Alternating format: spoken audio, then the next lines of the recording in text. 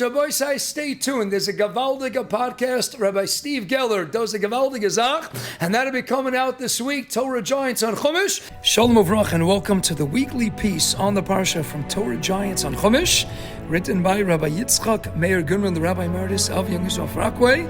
Sit back and enjoy.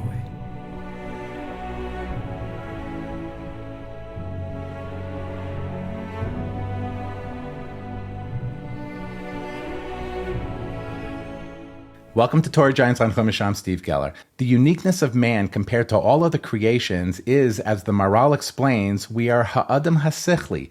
Man has Sechel, a wisdom that other creations don't. And the highest actualization of man's Sechel is that he is a medaber, a speaking being. Through Sechel, man can create sanctity in objects, change their spiritual status just by thinking the formulated thought. If the Flintstones had two boulders for decoration along their dining room wall, boulders are muksa. You can't move them on Shabbos.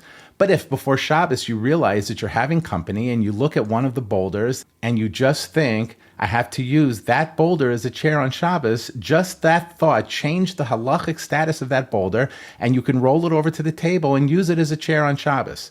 But if another guest comes, you cannot use the second boulder because you didn't think the thought that changed its status before Shabbos. We also know the enormous power of speech, teaching Torah, making brachas, davening, bringing mechila through tshuva, all very powerful forces of speech. Equally powerful are the destructive forces of speech. To embarrass someone publicly is akin to killing them. But this week, Rabbi Goodman highlights possibly the most powerful aspect of speech, using our seichel to choose to remain silent. Let's look at our parsha. Immediately after the tragic deaths of Aharon's sons, Nadav and Avihu, Moshe said to Aharon, "It is as Hashem spoke, saying, through those that are near me I shall be sanctified, and in the presence of the entire people I will be glorified. Vayidom Aharon." And Aharon was silent. It's obvious from the pasuk and the moment that Aharon was dealing with the most painful thoughts and emotions. Yet in that moment of Hashem's declaration that through those close to him he will be glorified, Vayidom Aharon. Aharon was silent. This verb, Vayidom, in the same precise form as it is here, is found only one more time in Tanakh. When Yehoshua stopped the sun in the sky, the pasuk in Yehoshua says, Vayidom Hashemesh, and the sun stood silent. It did not move. Are these pasukim connected in some way? We know that it was the nature of Aharon to love everyone to the extent that he intervened when people were arguing. His single focus was to restore peace between them. There were surely times when he was abused for mixing into other people's affairs, but he knew how to be silent and continued to pursue his goals of peace. Rav Yehuda Aryeh Klein suggests perhaps Aharon learned this trait from the sun. The Midrash states that the moon complained about sharing equal power with the sun to light up the earth, whereupon the moon itself was diminished. But we do not find any response from the sun. It must have been silent. Perhaps this is why the Gemara in Gittin says, those who are shamed but do not shame in response, those who hear their abuse and do not answer, of them the pasuk says, and those who love him are like the sun in its power. From here, Rav Klein connects the two identical uses of Vayidom. How fortunate are we now to have Rav Eytan Feiner to bring beautiful color to these amazing psukim. So what's the Maila Vayidom Aharon? So we suggested the Maila Vayidom Aharon is that we have a Koach HaDibur. And that's a similarity also to Yeshua, Vayidom, as stopping the sun in its tracks. The sun is, in a sense, in Mother Nature running its course. Kilo Olam Kimin Haga Noeg is the figurative enabler of Mother Nature running its course, all coming from HaKadosh Baruch Hu, but that's the sun ensuring the continuity of Mother Nature running its course. And that's the idea of the Bechina of Elokus. Avodah Zorah, lo yilach Elohim acherim alpana, explains in my spirit, we're not talking about a pagan society. Who are the Elohim acherim? Who are the people like the Rambam writes in his Avdamid Perishus Science? People are going to worship the sun, they're going to worship the celestial bodies in the heavens above it. How do you control other people? How do you tell them what to do? How do you go ahead and when you machatech the osios and you give instructions and you give guidelines? Dibur is an expression of hanhaga, of dabar. When you have things you want to accomplish in this world. The sun is in a sense that dabar, Mother Nature. Yeshua is able to silence it, is able to go in and stop it in its tracks. That's why Oliver Sacks writes in his book Seeing Voices, page 35, infant. What is the word infant? Where does it come from? It comes from the Latin, which means non-speaking. The whole growth, the whole process is going from not speaking, the world of doming, the world of aduma, to the world of speaking to being a medaber. That's the most uniquely defining characteristic. See page 10 of the introduction, the appendix to Dorothy Carnegie's introduction to Dale Carnegie, How to Win Friends and Influence People. He wrote a book on public and effective speaking, and it shows that that's what distinguishes us from all the creatures of the world, our koach hadibur v'chulei, and that's why even creatures, a parrot can parrot its voice, but we're the only ones who can articulate in thoughts. That's koach hadibur, that's anhaga. That's why we medaber are manik the whole bria. We control and we direct the domain, the tzemech and the chai, dibur dabar. We're the manik of the bria through a koach hadibur. So Melo, when does a person really want to speak? When does a person need to speak? When you go through a tzara, lahavdil, there are 2 times we feel the desperate need to speak. When we come back from a vacation, we can't hold it in.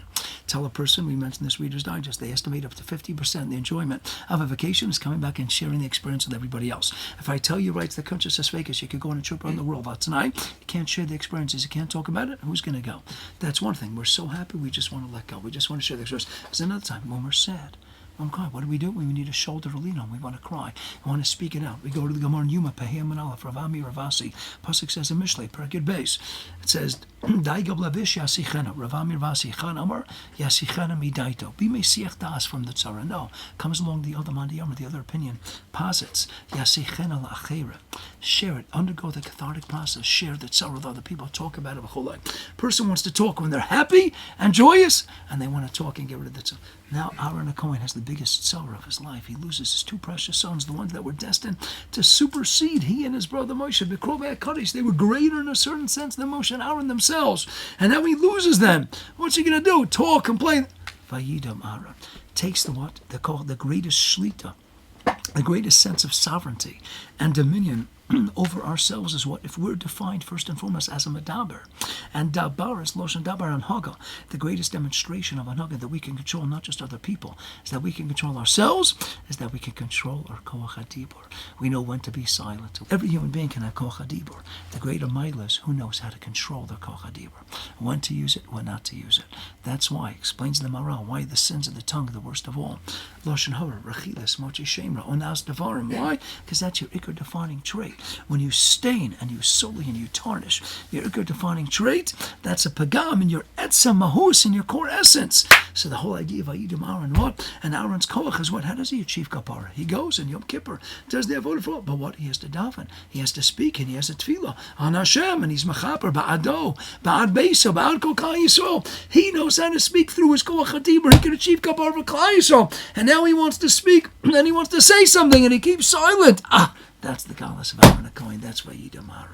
Rav Moshe Reis, a Rosh Yeshiva of Narvarduk, wrote about this pasuk. What is the special merit of this silence? Did not great tzaddikim of Jewish history, past and present, always accept the will of God without question? Had the Torah deleted these 2 words, Vayidam Aharon, we would have also understood that he said nothing. Except when someone says, as Rabbi Akiva did, all that Hashem does is for the good, the mere fact that he says so shows that deep down in his subconscious, he finds difficulty with accepting the situation, but is prepared to do so as a true servant of God.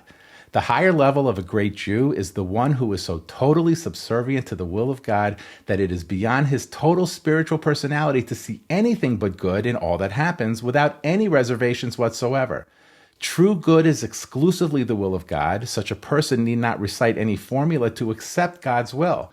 When wonderful things happen, he rejoices, and when catastrophes occur, he remains silent, only trying to fathom the goodness in that occurrence. So we see our pasuk stated the fact of Aaron's silence, Vayidam Aharon, to show that he reached this supreme, almost superhuman level. Had it been missing, we would have presumed that he had to control his anguish to accept God's will. But when shouldn't you be silent? When you come across a beautiful piece of Torah, you should send it to family and friends. You can even do this silently by liking this video, subscribing to our YouTube channel, and most importantly, hitting the share button, which copies the link to this video, allowing you to simply paste it into emails, Facebook, texts, or WhatsApp groups. And please leave any comments or questions below. Let's all help realize the potential of Rabbi Goodman's life's work, Torah Giants on Chumash.